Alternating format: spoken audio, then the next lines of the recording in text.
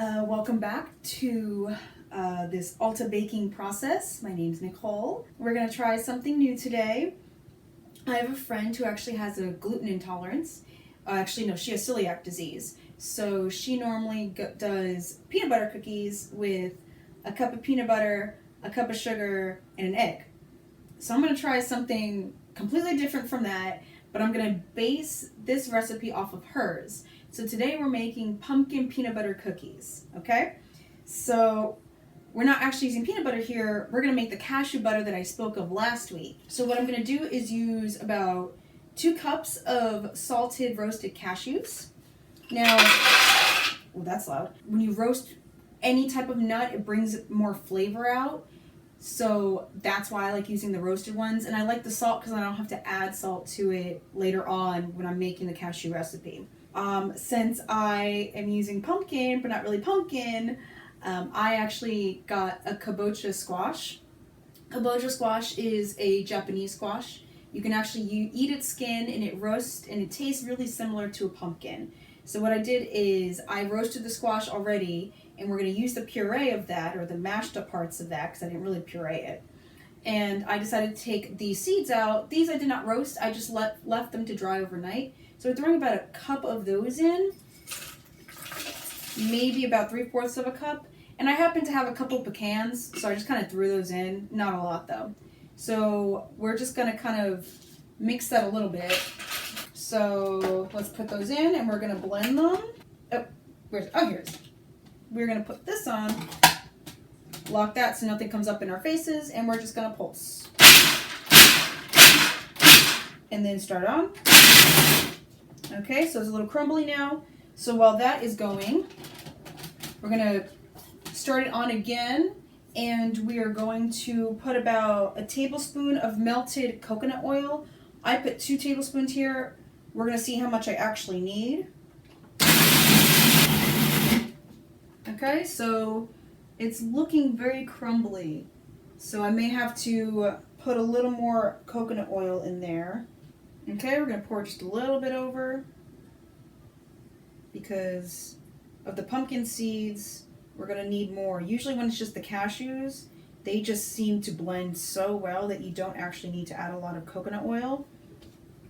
However, because I am doing pumpkin seeds and they break up a little more similar to almonds, that I have to add more coconut oil to make it smoother. So let's see if I can do this. I did it! Okay, so let's let that run. Okay, that looks like it's been a good amount of time. It looks pretty well mixed. It looks very yellowish. Okay. So I'm going to pack some of that away so I can actually use for myself. Let's see.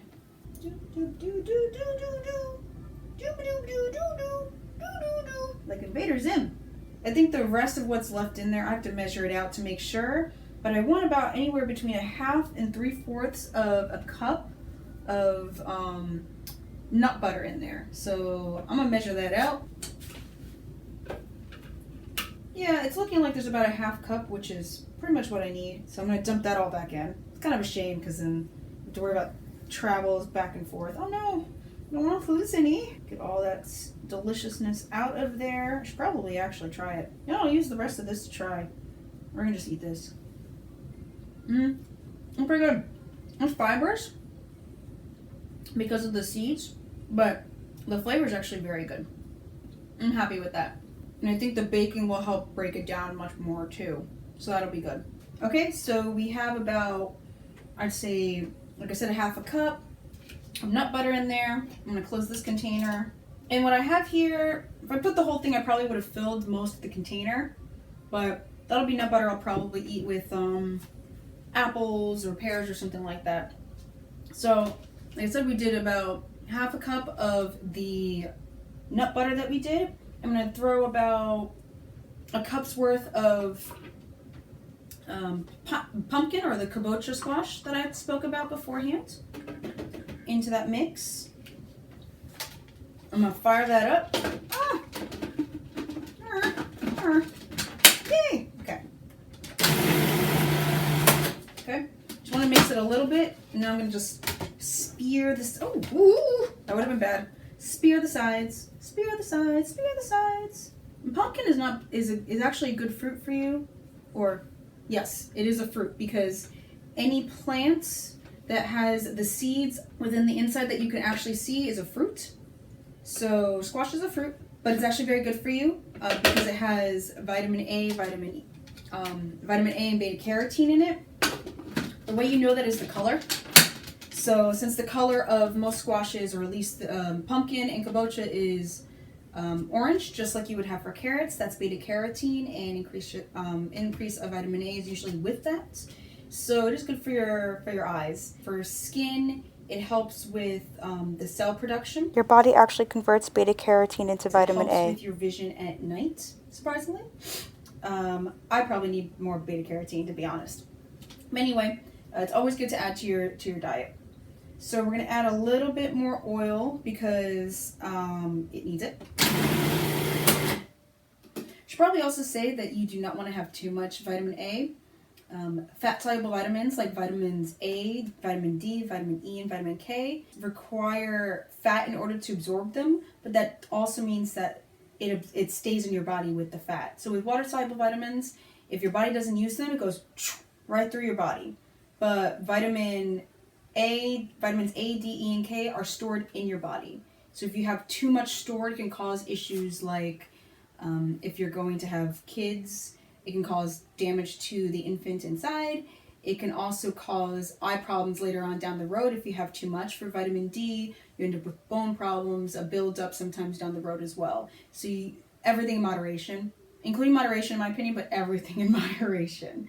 So we're going to add a little bit of maple syrup instead of the sugar. Now, usually conversions for maple syrup are about 3/4 maple syrup to about a cup of sugar. I'm not going to use that much just because pumpkin has a sweet taste on its own, but I think the maple syrup and the pumpkin will go very well together. So I'm probably going to I'm going to count pour it, but it's going to probably be about less than probably half a cup.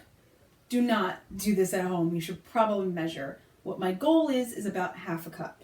But I don't know if I'm going to get to that point. So we'll see. Okay. So the consistency looks good. I think I may have done at the most a 1/3 cup. So about count pouring. Is that how it's called? Count pouring? Pour counting?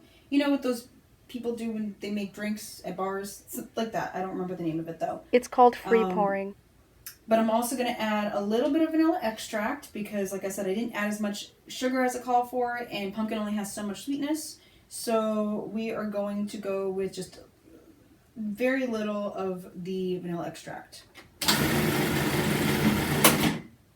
I probably did about half a teaspoon at the most. I usually like to do about a teaspoonful, but I feel like whenever you put something in a receptacle and then you pour it back in, you lose some. I don't like to lose vanilla extract, so. Okay, and so I'm just going to scrape the sides and scrape the top.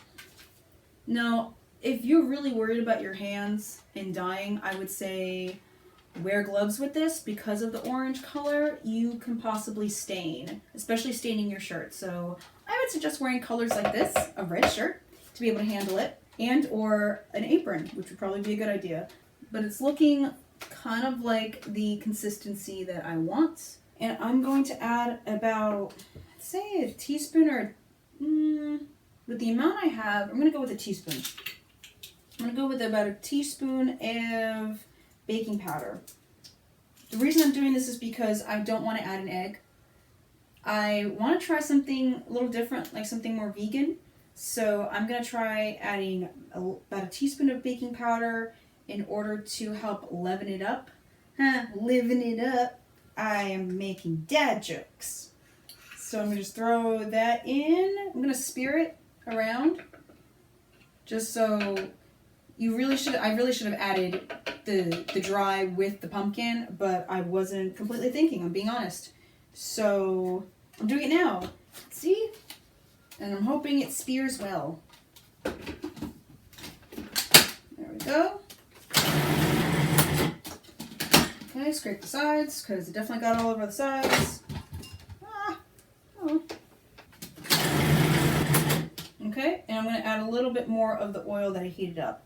So overall, then I'd probably end up with about 2 to 3 tablespoons of coconut oil. Okay, I think it's the right consistency because it's starting to kind of ball up together, which is what I want. So there are bits and pieces of the pumpkin that are kind of hanging out in La La Land here, but overall, not too bad, not too shabby. So what I'm going to do is I'm going to actually put it into, because it does have a nut butter and it has a good amount of fat, I'm going to put it into a bowl just to not freeze, but to refrigerate for a little while just to make sure that it doesn't stick to my hands. Good flavor. I'm cleaning this thing down because there's recipes for a small serving of cookies, so I don't want to waste any of it. And I don't need a lot of cookies anyway. I'm not making this for a big group of people. I'm making it mostly for a smaller group and myself to nosh on. So now that is definitely all. You want to see? That is what the dough looks like. It's pretty uniform and it's probably very sticky because it does have maple syrup and oil and lots of delicious stuff in it. So since cashew butter is usually sticky and maple syrup is usually sticky, I am putting this in the refrigerator. Okay, so plastic wrap is settled on it now. And I think I'm going to leave this in the refrigerator for probably about a half an hour. Okay, so it's been about a half an hour-ish, and I think it's looking a little more hardened. So I'm going to start just kind of spooning it together and rolling it and putting it onto the tray. I don't want them too large. I know they'll melty-ish a little bit. So I'm just laying them on. I actually oiled my pan because my first worry was that it was going to stick. I know sometimes they say, oh, there's enough oil in your cookies, you should be fine. No, not for me. For some reason, they always seem to stick. So I just oiled my pans. And I don't know how much this is going to make because I want to make the cookies smaller, so we will see. Oh, they're little tiny ones. Little tiny ones and little biggie ones. That's how you know that they're homemade. Okay, so we finished one, and we're going to do the other tray now. Okay, so I'm going to try to make them the same size as I did last time. We'll see. Nah. They are still sticking on my hands. I don't think I could avoid it with both the maple syrup and the nut butter. It's sticking. So the batch made about 18 cookies. So for the amount that I want to bring in the group it's a very, very, very small group. I think this will be the right amount. So I'm just going to throw this, I'll throw the first batch in to the oven that I preset at around 350. And I'm just going to put, there we go. I'm just going to have that cook for about 10 minutes, 10 to 12, and then we will see how these cookies come out. Oops, I actually forgot to mash them down, so I'm going to pull them out of the oven just a little bit. And just do that crisscross fork thing that you usually see on them. And they're actually softer now, so I can more easily do it. So that works. And they haven't been there for a really long time, so I think I'm okay. Okay, and now that should bake for maybe another 5 minutes or so. Now, the first batch should be done, so let's check. Yep, it's looking pretty good. So we'll lay these down, let them cool, and now the next batch. I already pressed them down, so we can leave them for 10 to 12. I should not have to open up the oven now. Okay, so this batch should be done now. Let's see. Oh yeah, they look good. They look very good.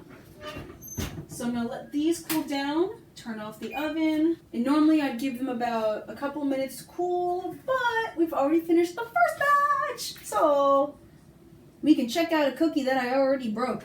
Okay, so there is the cookie. It looks like usually peanut butter cookies look, so it looks good.